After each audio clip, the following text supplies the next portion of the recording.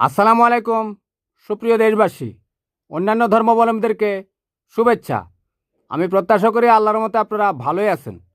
আপনারা ভালো থাকুন, আমার শুভকামনা রইল। গত সোমবার 19শে জানুয়ারি 2026 নরসিংদীর পলাশে শরৎ চক্রবর্তী নামক একজন সংখ্যালঘু ভদ্রলোক তার বাড়িতে রাত 9টায় সন্ত্রাসীদের গুলিতে নিহত হয়েছে। এটাকে অনেকে সাম্প্রদায়িক রূপ দেওয়ার চেষ্টা করছে। দেখুন, সন্ত্রাসীদের অপঘাতে, ডাকাতি বা বিভিন্ন সন্ত্রাসী অপঘাতে বাংলাদেশের প্রতিদিন কিন্তু 10-12 জন মুসলমানও খুন হয়, তাই না?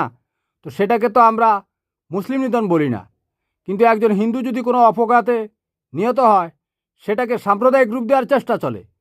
ভারত এত বড় হিন্দুত্ববাদী দেশ, সেখানে তো প্রতিদিন 50 থেকে 60 জন হিন্দু বিভিন্ন ডাকাতি বা সন্ত্রাসী অপঘাতে নিহত হয়, তাই না? এটা তো সারা বিশ্বেই সন্ত্রাসী কর্মকাণ্ডগুলো চলে।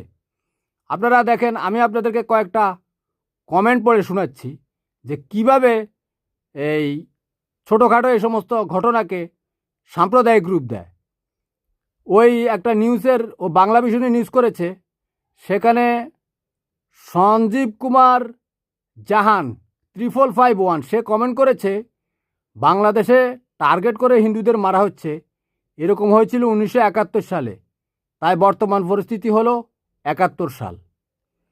বুঝতে পেরেছেন? তারপরে আরেকজন কমেন্ট করেছে গৌতম বিশ্বাস, সে লিখেছে পরিকল্পিত হিন্দু নিধন। তারপর আরেকজন কমেন্ট করেছে এস জীবন মজুমদার, এই বাংলাদেশে সনাতনীরা টার্গেট কিলিংয়ের শিকার হচ্ছে, এর নিন্দা ও তীব্র প্রতিবাদ জানাই। তারপর আরেকজন কমেন্ট করেছে স্বাধীন পরটেইনমেন্ট 7703, এগুলো কোনো বিচ্ছিন্ন ঘটনা নয়, এগুলো হলো বাংলাদেশে হিন্দু শূন্য করার বৃহত্তর ষড়যন্ত্রের অংশ।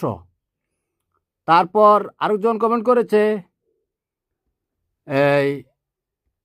এইভাবে তারা বিভিন্ন রকমের এই সমস্ত এরকম শত শত কমেন্ট আছে। তো আমি কয়েকটা কমেন্ট আপনাদেরকে পড়ে শোনালাম। অনেকে আবার ডক্টর ইউনূসকেও এটার জন্য দায় দিচ্ছে। আরে ভাই, সন্ত্রাসীরা ওই যে আমাদের এর নাম কি ওসমান হাদিকে দিনের বেলায় গুলি করে শেষ করে দেয়নি, সে তো মুসলিম ছিল। তো আমরা তো বলিনি সেটা মুসলিম নিধন চলছে। তবে কোনোটা যদি আপনাদেরকে দলবদ্ধভাবে যদি মুসলমানরা করে, সেটা তো রাষ্ট্রীয়ভাবে আপনাদেরকে সুরক্ষা দেওয়া হবে।